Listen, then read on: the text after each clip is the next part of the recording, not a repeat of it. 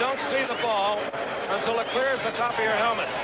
Look at it again. What a pickup he was. Let's look at it again. And perfect throw. Now watch Rashad. Looking over his head, just as Frank said. And with the momentum. Every rushing record that a back could have. Most career rushing yardage, most single season, single game, and most career touchdowns by the run. And the last. Somebody else will come along and challenge those records. Jim Brown may have thought they'd lasted forever. I had the opportunity, the privilege to play against him and see my team after Jim Brown had run for a touchdown. O.J. Simpson.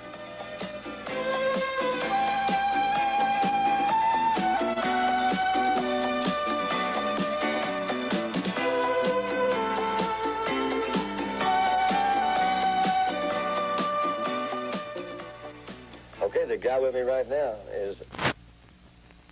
You've never seen anybody find it in Gale. Now, Don, maybe 15 years from now, a kid won't know much about Gale Sayers because there won't be many records that you'll see of Gale. But anybody who saw him play, the thrills he provided, and to me, that's the mark of greatness. We got backs who gain 100 yards, who may end their careers in the top 3 or 4 rushers of all time, but they can't give you the thrill that, say, Walter Payton has given today, that Jim Brown gave, and that Gale Sayers gave. And O.J. Simpson. Now, in 73...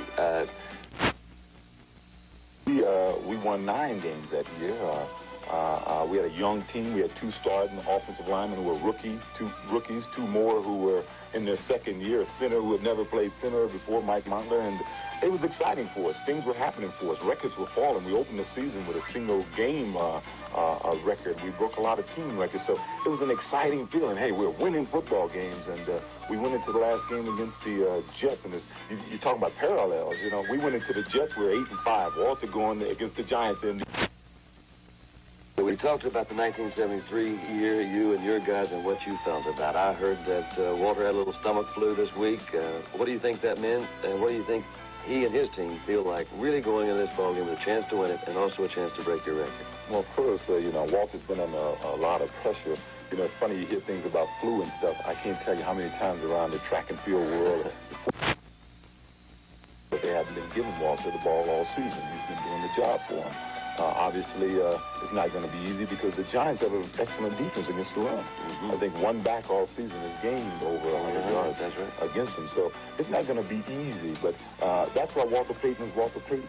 We're sitting here saying, what are the odds of a guy having a 200-yard game?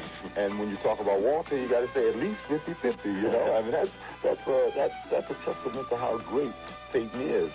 When they go out on that field, I'm sure they want to get an early lead. So instantly, the Lions get back into the ball game. Fred Cox, the last man, no chance, as Eddie Payton, released earlier by Cleveland this year, picked up by Detroit after the season started, electrifies this crowd of over 78,000. Here it is again. It doesn't happen often in the NFL.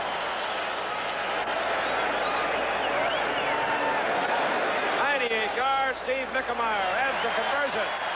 And the Detroit Lions are back into the football game. They trail the Minnesota Vikings 24-14. We'll be right back. You betcha, Eddie. Great runners, and I mean any other great runner, they just don't have. And that's, as you said before, he never gives you the whole body. Vince Lombardi once said of 28. Jackson deflects it. Frank Grant picks it off, moves in for the Redskins' first touchdown, a 59-yard play. Washington had a 7-0 lead. It was a tough day for the brilliant young quarterback, Pat Hayden. Look at Chris Hanberg, a 55. Blitz, sack. And that wasn't the only time it happened to Pat, whose statistics today were nothing like they have been during the course of the year. It was a superb day for George Allen. His team was inspired. They held together early in the fourth quarter, leading 17-0. Vince Ferragamo now in, hit the tight end, Jerry Nelson, touchdown. That made it 17-7. In their very next possession, the Rams going again.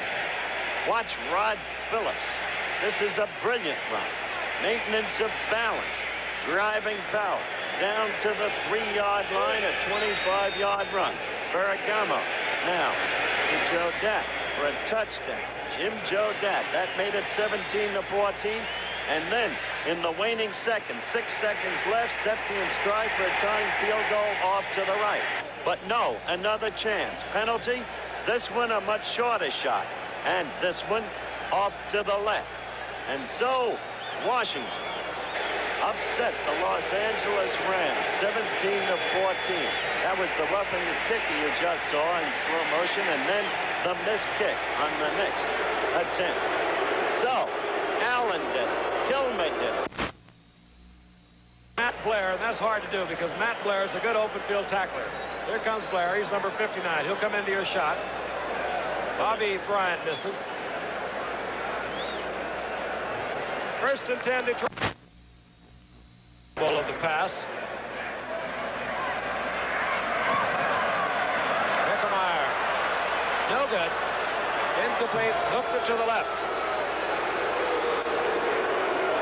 So Minnesota will take over. 1st and 10. The ball just over their own 20-yard line. And Chuck Foreman comes back onto the field. Signs of affection. And watch the block he gets downfield. We'll try and pick it up. But look at him burst through there. I didn't think he had that kind of speed left. Right there there. it is. Laid on by Nate Allen. That's the special team player I talked about just a few moments ago, Nate Allen. That's where the ball was jawed out of his hand and recovered. Another Eddie Payton. Watch this. Oh, how he found that hole and cut back through it. And Cleveland let him go.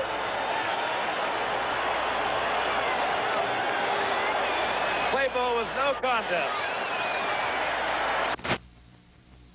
Wickemeyer. It's good.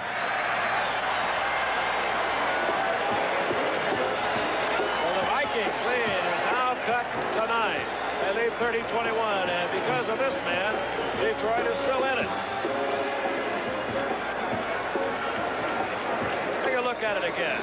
He was trapped back there, spun loose, cut back against the grain, as all instinctive runners will do. He knew that the pursuit was coming. He cut back against it. Matt Blair, 59, trailed him. He slipped away from Matt.